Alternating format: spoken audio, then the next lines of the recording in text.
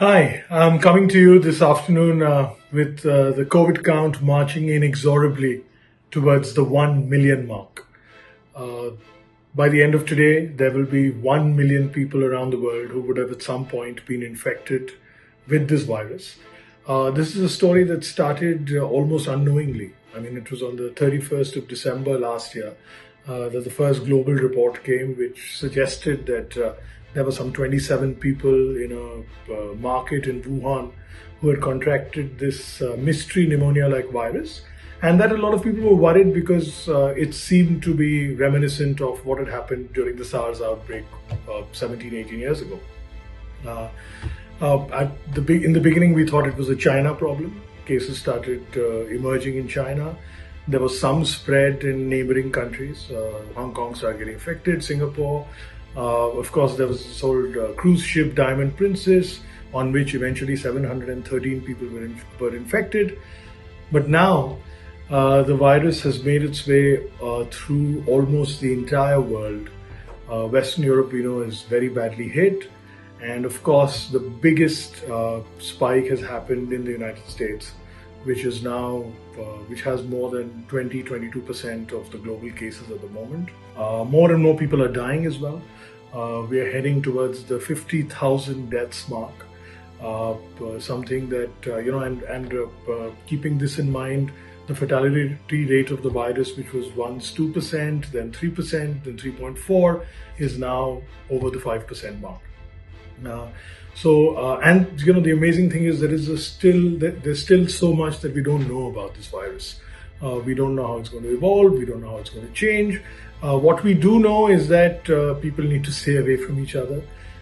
It is sort of reimagining how we interact with one another, how we work, how we go about our daily lives.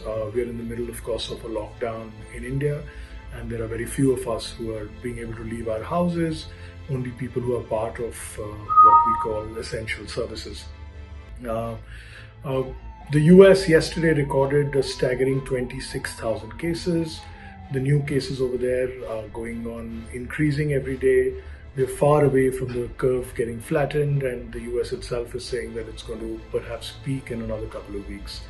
The death count in Italy yesterday was an astonishing 13,000, and Spain was not too far behind with more than 9,000 cases.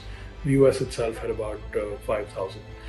So this virus that until 3 months ago was, not even on the periphery of our imagination, is now set to claim 1 million cases, 50,000 lives.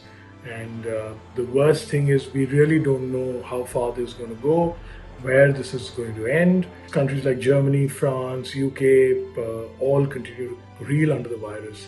And even in India, the count is now well over 2,100. And this is, of course, the big spike has been because of the Nizamuddin cluster that was discovered 2 days ago. There may be others like this. We really don't know about it. We've been speaking about how testing needs to be enhanced so that we have better data, so that we better realize what the spread might be. At the same time, the lockdown measures that we've put in place in a pretty timely manner compared to what some other countries did. And, there are some places in the world which are suffering from the virus that have still not imposed the kind of restrictions India has.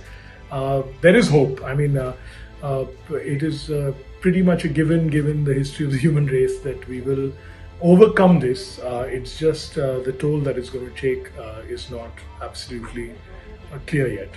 So on that somber note, I'm going to come back to you again tomorrow with more details, this time from the other side of the 1 million. Thank you.